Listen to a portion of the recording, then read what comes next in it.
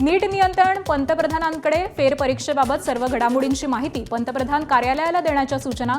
नीट प्रश्नपत्रिका फुटल्यामुळे परीक्षा रद्द करण्याचा निर्णय घेतल्यानंतर देशभरामधून संतापाची लाट. 21 जूनला होणाऱ्या फेरपरीक्षेसाठी केंद्र सरकारकडून उच्चस्तरीय देखरेख यंत्रणेचीही तयारी. नीट परीक्षेची प्रश्नपत्रिका देशभर पोहोचवण्यासाठी टपाल विभागाऐवजी हवाई दलाची मदत. केंद्रीय शिक्षण मंत्री धर्मेंद्र प्रधान यांनी एबीपी नेटवर्कला माहिती दिली.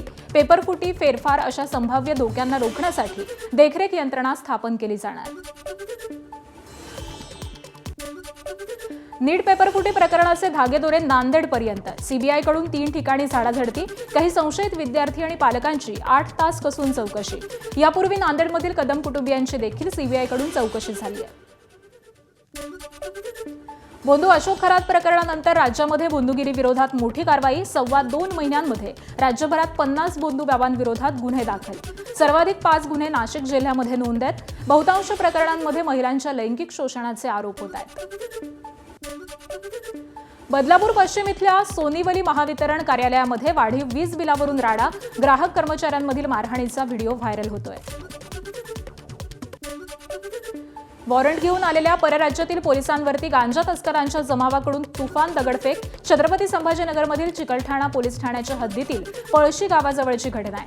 या तुफान दगडफेक आणि लाठी हल्ल्यामध्ये विशाखापट्टणमच्या पोलीस निरीक्षकासह संपूर्ण पथक गंभीर जखमी झालंय.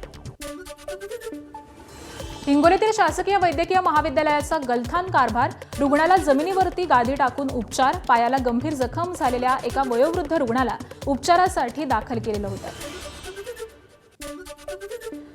सांगलीच्या मिरजेत महापालिका दवाखान्याच्या ड्रेनेज चेंबरमध्ये आढळले मृत नवजात अर्भक. अज्ञात व्यक्तीविरोधात गुन्हा दाखल. पोलिसांकडून तपास सुरू. तर प्रसूतीगृहात 23 मे पासून कोणतीही प्रसूती झालेली नसल्याची माहिती समोर येते.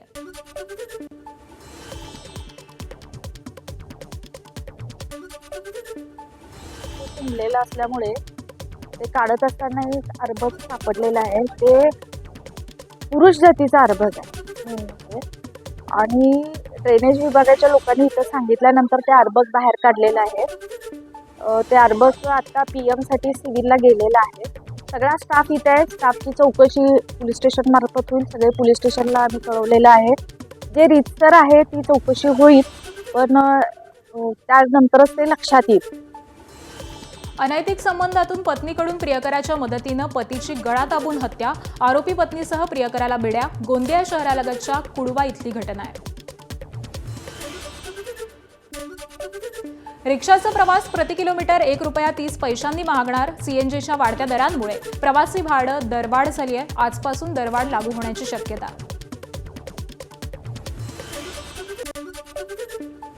अकोला शहरात रात्रीच्या वेळेस झाडांना टँकरनं पाणी पुरवठा. स्टेशन चौक ते अग्रजन चौक दरम्यान डिवायडरमध्ये लावलेल्या झाडांना रात्रीच्या वेळेस पाणी. उन्हाच्या तीव्रतेमुळे रात्रीच्या वेळेस झाडांना पाणी देण्यावरती भर दिला जातोय. गोंदिया जिल्ह्यात वाढत्या तापमानाचा जलस्तरावरती परिणाम. लघु प्रकल्पामधील 30%च पाणी साठा आहे. त्यामुळे मान्सून लांबल्यास पाणी प्रश्न अधिक गंभीर होणार. भंडाऱ्यातील जुना पिंपरी गावात अवघ्या 15 मिनिटांमध्ये निसर्गाचं तांडव. वादळी वाऱ्यानं 30 पेक्षा अधिक घरं उद्ध्वस्त. भिंती कोसळल्या. छप्परही उडाली आहेत. संसारोपयोगी साहित्याचं मोठं नुकसान. अमरावतीच्या ब्राह्मणवाडा आणि रेवसा इथं गारपिटीसह पाऊस. रेवसामध्ये घरावरील 3 पत्रे उडाल्यामुळे संसार उघड्यावरती पडलाय. छतावरील लावलेल्या सोलरवरती पंखा उडून नुकसान झालंय. गोंदियाच्या देवरीमध्ये मान्सूनपूर्व पावसाच्या सरी. उकाड्यातून नागरिकांना दिलासा. काल गोंदिया जिल्ह्याचे तापमान हे तब्बल 46.1 वर होतं. पेरणीच्या तोंडावर रासायनिक खतांच्या किमतीमध्ये मोठी वाढ. शेतकऱ्यांना आर्थिक भुर्दंड. खत आणि बियाणांची भाववाढ तर पेरणी महागणार. शेतकरी आर्थिक संकटात. सध्या रासायनिक खतामध्ये जवळपास मागच्या वर्षीच्या तुलनेमध्ये एक 400 ते 500 रुपयाची वाढ झालेली आहे आणि काही खतामध्ये 600-700 रुपये झालेली आहे. आणि सीडमध्ये मागच्या वर्षी एक अराऊंड 2000च्या आसपासची बॅग होते ते 2500 आणि 3000 रुपयापर्यंत गेलेले आहे. तर एक साधारणतः एक 700-600 रुपयाच्या आसपास सीडमध्ये वाढ झालेली आहे. 5 कोटी खर्चून देखील बुलढाण्यातील साखळी गाव तहानलेलंच आहे. महिनाभर नळ कोरडेच. रिकाम्या घागरींसह ग्रामपंचायतीवरती संतप्त नागरिकांचा मोर्चा. 5 कोटी रुपयांचा निधी खर्च करून पाईपलाईनची कामं पूर्ण, मात्र प्रत्यक्षात गावात पाणीच नाहीये.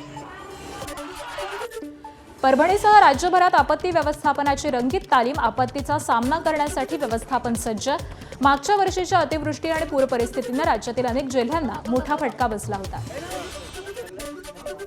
विमानतळाच्या जमीन अधिग्रहणावरून गडचिरोलीत 4 गावातील नागरिकांचा जनगणनेवरती बहिष्कार. गुरवळा, हिरापूर, विहीरगाव, चांदाळा या गावामधील जमीन अधिग्रहणाचा GR रद्द करण्याची मागणी आहे. अधिकाऱ्यांकडून गावकऱ्यांची समजूत काढण्याचा प्रयत्न, मात्र गावकरी ठाम. 11वी प्रवेशाची पहिली यादी आज जाहीर होणार. राज्यभरामध्ये 9 लाखांहून अधिक विद्यार्थ्यांची नोंदणी, तर 9,591 कनिष्ठ महाविद्यालयांमध्ये 21 लाखांहून अधिक जागा उपलब्ध आहेत. सांगलीत घरगुती LPG सिलेंडरमध्ये पाणी असल्याची तक्रार. संबंधित गॅस एजन्सी चालकाची चौकशी करण्याची मागणी. मुंबईला डेंग्यू मलेरियाचा विळखा. 32 लाख घरांची तपासणी दरम्यान 37,000 ठिकाणी आढळला एडिस आणि इनेफेलिस डासांचाही उच्छाद. पावसाळ्याच्या तोंडावरती मुंबईकरांसाठी डेंग्यू मलेरियाचा रेड अलर्ट. मुंबईत म्हाडाच्या 2,500 घरांसाठी 93,441 जणांचे अर्ज दाखल. विक्रोळीच्या कन्नमवार नगरमध्ये प्रकल्पातील सदनिकांना नागरिकांकडून प्रतिसाद.